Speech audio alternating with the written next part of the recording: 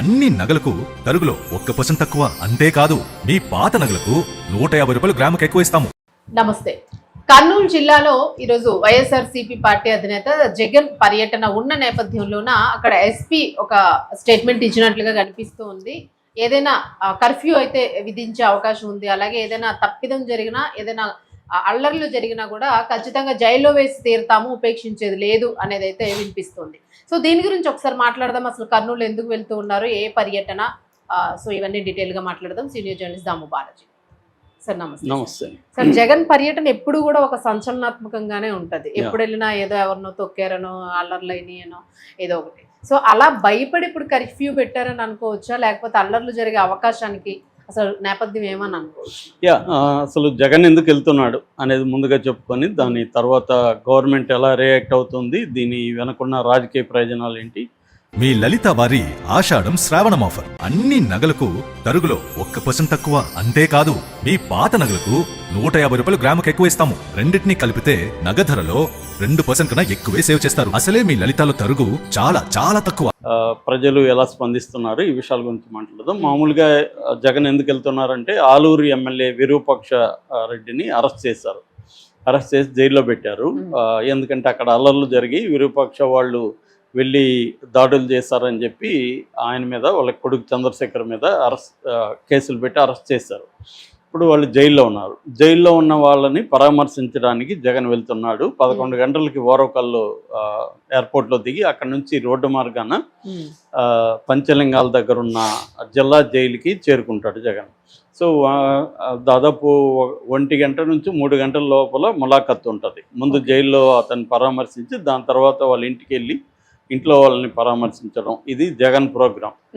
అయితే మామూలుగా జగన్ ఎప్పుడు వెళ్ళినా వందల వేల మంది తీసుకొని ఆర్గనైజ్ చేసి పెద్ద దాన్ని ఒక దండయాత్రలాగా, అంటే పరామర్శలాగా కాకుండా ఒక దండయాత్రకి వెళ్తున్నట్టుగా చేయడం, వాళ్ళు రకరకాల విన్యాసాలు చేయడం, స్లోగన్స్ ఇవ్వడం, ఇది చేస్తున్నాడు జగన్. అది ప్లాన్డ్గానే జగన్ చేస్తున్నాడు.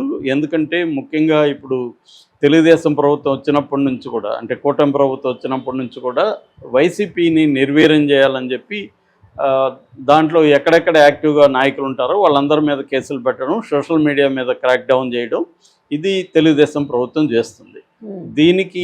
దీన్ని ఎదుర్కోవాలంటే జగన్కు ఉన్న ప్రాబ్లం ఏంటంటే గతంలో అధికారంలో ఉన్నప్పుడు కార్యకర్తలను కానీ ఎమ్మెల్యే ఎంపీలను కూడా సరిగ్గా పట్టించుకోలేదు.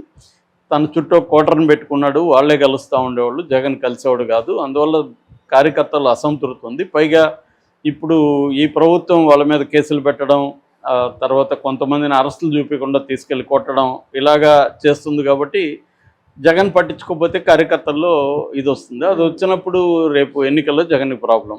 అందుకని జగన్ ఏం చేస్తున్నాడు అంటే ఎవరైనా తమ వాళ్ళ మీద ఇట్లాగా కేసులు పెట్టి అరెస్ట్ చేసినప్పుడు వాళ్ళని వెళ్ళి పరామర్శించడం అనేది చేస్తున్నాడు. పొలిటికల్ లీడర్గా అతను ఆ పని చేయడం కరెక్టే. కాకపోతే ఇక్కడ ఏంటంటే అది మామూలుగా ఇప్పుడు ఆయన పని ఏంటి, వెళ్ళి ములాఖత్తుకి వెళ్ళి ములాఖత్తులో పరామర్శించి మళ్ళీ రావాలి. కానీ ఏం చేస్తున్నాడు, అదొక పెద్ద రోడ్ షో లాగా చేసి గంటల పాటు రోడ్డు మార్గంలో ప్రయాణించి వేల మందిని ఆర్గనైజ్ చేసి గందరగోళం చేస్తున్నాడు. ఇది ఎందుకు చేస్తున్నాడు అంటే తన బల ప్రదర్శన. బేసిక్గా ఏంటంటే కేడర్లో ఉత్సాహాన్ని నింపడం కోసం బల ప్రదర్శన చేయాలి. రెండోది ఒక నెరేటివ్ని జనంలోకి తీసుకురావాలి. అంటే జగన్కి బలం పెరుగుతుంది, జగన్ పట్ల జనం బాగా ఇది ఉన్నారు, ఈ ప్రభుత్వ వ్యతిరేకత ఉంది, అందుకనే ఇంతమంది జనం వస్తున్నారు అన్నది ప్రజలకు తెలియజేయాలి. అది కొంతవరకు సక్సెస్ అయ్యాడు జగన్. మొన్న కూడా సీదిరి అప్పలరాజుని పరామర్శించడానికి కానీ, లేకపోతే కోస్తాలో పర్యటన కానీ, ఇవన్నీ కూడా విపరీతంగా జనం వచ్చారు. మామూలుగా జనం వచ్చారంటే జనాన్ని ఆర్గనైజ్ చేస్తే వస్తారు, వాళ్ళకి ప్యాకెట్లు ఇవ్వాలని అదే అనేది అది కరెక్టే కావచ్చు. కానీ అది అన్ని పార్టీలకు కూడా వర్తిస్తుంది. జగన్కి అయితే జనం వస్తున్నారు. అంతవరకు అయితే ఇంతకుముందు కూడా వచ్చేవాళ్ళు, గతంలో కూడా వచ్చినా కూడా మరి ఓడిపోయాడు కదా. కాబట్టి ఏదేమైనా జగన్ ఇంకా వేరే ఇప్పుడు, ఎందుకంటే రాజకీయ నాయకులకి అన్ని అస్త్రాలు ఏమి ఉండవు, ఉన్న అస్త్రాలనే ఎఫెక్టివ్గా మళ్ళీ మళ్ళీ వాడాలి. వాళ్ళ దగ్గర ఏమి కొత్త ఆయుధాలు ఎక్కడి నుంచి వస్తాయి. అందువల్ల జనాల్ని పోగేసి, ఒకటి ఈ ప్రభుత్వం ప్రజలకు ఇచ్చిన హామీలు నెరవేర్చలేదనే విషయాల్ని ఎప్పటికప్పుడు తీసుకెళ్ళడం, రెండోది మా మీద, కార్యకర్తల మీద, ప్రజల మీద విధ్వంసకాండ జరుగుతుంది, అరాచకం జరుగుతుంది, రెడ్ బుక్ రాజ్యాంగం అమల్లో ఉందనే విషయాల్ని చెప్పడం, ఇవన్నీ కూడా చేస్తున్నాం. అంటే ఈ ప్రభుత్వం మీద వ్యతిరేకత పెంచడం, తన బలాన్ని ప్రదర్శించడం, ఈ ప్రాక్టీస్లో జగన్ వెళ్తున్నాడు.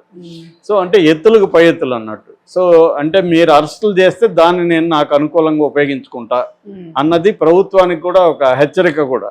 అంటే వీళ్ళు అరెస్టులు చేస్తా పోతా ఉంటే దాన్ని తనకు అనుకూలంగా, అంటే క్రైసిస్ని ఆపర్చునిటీగా మార్చడం అనేది యుద్ధ నీతుల్లో ఒకటి, సంక్షోభాన్ని అవకాశంగా మార్చుకోవడం.